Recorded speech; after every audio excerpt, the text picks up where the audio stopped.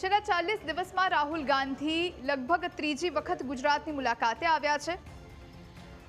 ત્યારે તેમણે કોંગ્રેસ કાર્યાલય ખાતે નિરીક્ષકો સાથે બેઠક યોજી જિલ્લા અને શહેર પ્રમુખોની નિમણૂક માટે આ બેઠકમાં ચર્ચા કરવામાં આવી। કોંગ્રેસના નિરીક્ષકોને પ્રથમ બેઠકમાં જવાબદારી સોંપવામાં આવી। એવું કહ્યું છે અને એટલા માટે કોણ પ્રભારી ક્યાં જશે એમાં પણ હું મારો અભિપ્રાય નહીં આપું। મુકુલ વાસનિકજી પોતાની રીતે નક્કી કરીને આ નામોની જાહેરાત 2-1 દિવસમાં થઈ।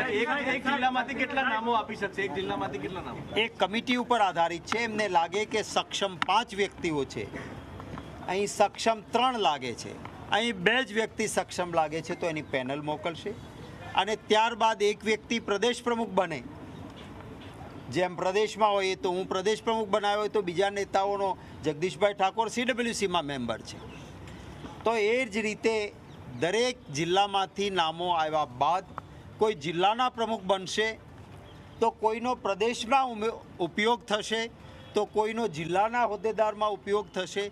સક્ષમ વ્યક્તિઓની શોધ થશે। સૌથી સક્ષમ વ્યક્તિ જિલ્લાનો પ્રમુખ બનશે, બીજા સક્ષમ વ્યક્તિઓનો સંગઠનમાં ક્યાંય ને ક્યાંય ઉપયોગ થશે।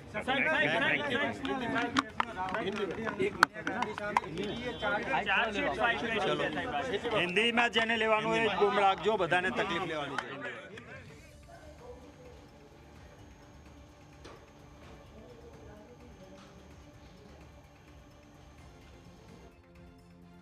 એઆઈસીસીના સિનિયર ઓબ્ઝર્વર, ગુજરાતના 4 ઓબ્ઝર્વર, એ 5 જણાની ટીમ બનીને 23 તારીખથી 8 તારીખ સુધીમાં બધા જિલ્લાઓનો પ્રવાસ કરશે। 3-4 દિવસ થાય, 5 દિવસ થાય કે અઠવાડિયું થાય, એ બ્લોક લેવલ સુધી કાર્યકરોને મળશે, આમ પ્રજાને મળશે। કોંગ્રેસના જિલ્લા પ્રમુખો જે બનાવવાના છે એમાં કોઈનો વ્યક્તિનો નહીં, કોઈ જૂથનો નહીં, સામાજિક સમીકરણ, ભૌગોલિક ત્યાંની પરિસ્થિતિ શું છે એ બધું નક્કી કરીને 4-5 દિવસનો પ્રવાસ કરીને બધાને મળ્યા પછી 4-5 નામ એઆઈસીસીને મોકલવાની જે પ્રક્રિયા થઈ છે એના માટે ખૂબ સારું માર્ગદર્શન આપ્યું છે। અને જે રીતે રાહુલજી ગુજરાતમાં કોંગ્રેસ બેઠી કરવા માગે છે, સમગ્રતા આજે એવું દેખાઈ રહ્યું છે કે આ પ્રક્રિયા થશે એટલે 2, 5, 10, 15 લોકોથી ચાલતી કોંગ્રેસ એ 150, 200 કે 500 આગેવાનોથી ચાલતી કોંગ્રેસ બનશે એવું દેખાય છે। કોંગ્રેસ સંગઠનને જિલ્લા કક્ષાએ મજબૂત કરવાનું, જિલ્લા કોંગ્રેસ સમિતિના પ્રમુખને મજબૂત કરવા અંગે રાહુલજીએ માર્ગદર્શન આપ્યું।